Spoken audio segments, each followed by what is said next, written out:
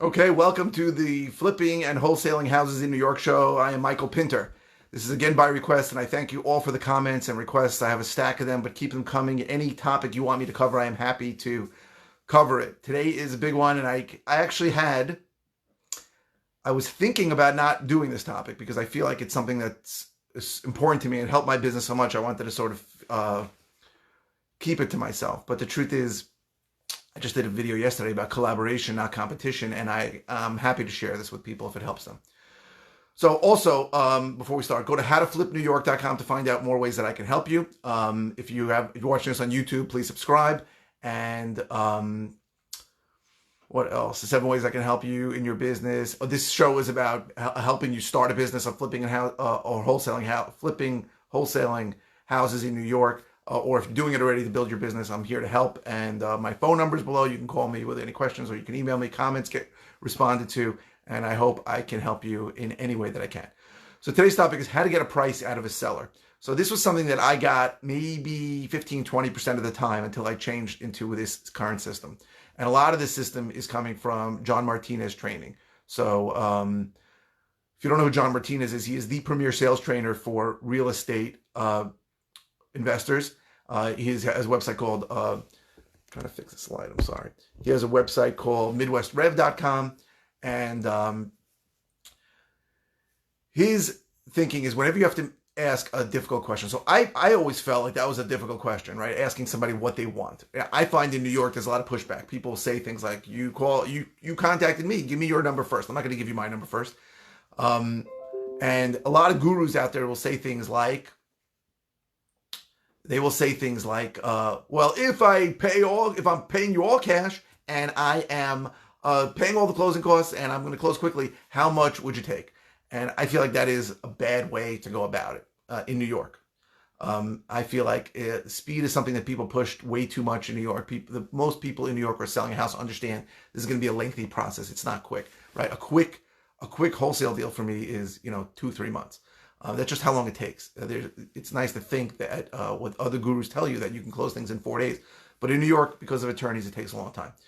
So I have a 4-step process, and this is how the process works. Number 1 is I say it exactly like this, and this is straight from John Martinez, Greg Helbeck. It's called a takeaway. I say to them, I'm guessing you don't have an asking price.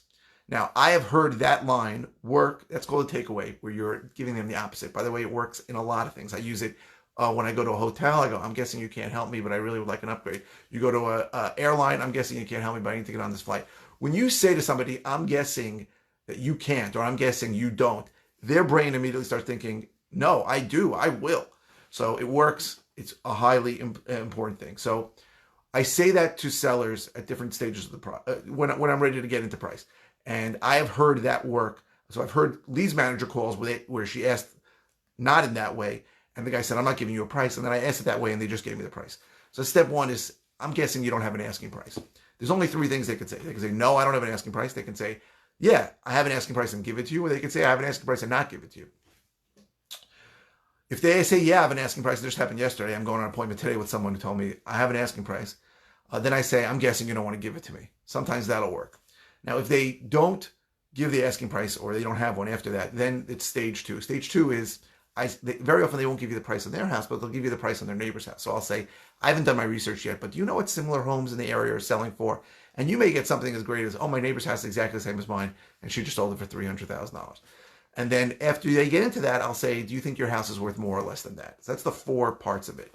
And it works, I would say, and I try to ingrain my leads managers and my callers who are qualifying people, usually are in the Philippines. They have to say it exactly like that, and we go over it again and again, and they always don't do it exactly right, but I go over it with them.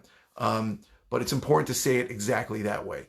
Okay, so again, I'm guessing you don't have an asking price. If they don't tell it to you or they say they have an asking price, I'm guessing you don't want to give it to me. And if not, hey guys, Mr. Seller, I haven't done my research yet, but do you know what similar homes in the area are going for? And very often they'll give you numbers. Then you'll say, do you think your house is worth more or less than that?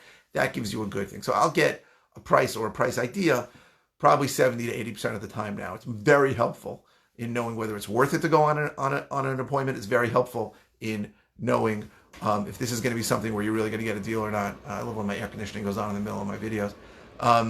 So that's really how you get price. I don't know a better way. I feel like the gurus say the same stupid line: if I close all cash and I close in a week, how much would you sell it for? I find this is a difficult thing in New York, especially where people are built up to trust less.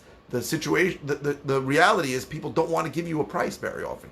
They want you to give the price first, and sometimes you have to give a price first. But if you can get a price from them, and I tell all my people setting appointments, if you get me a reason and you get me a price, you have done your job, and you set an appointment, you've done your job.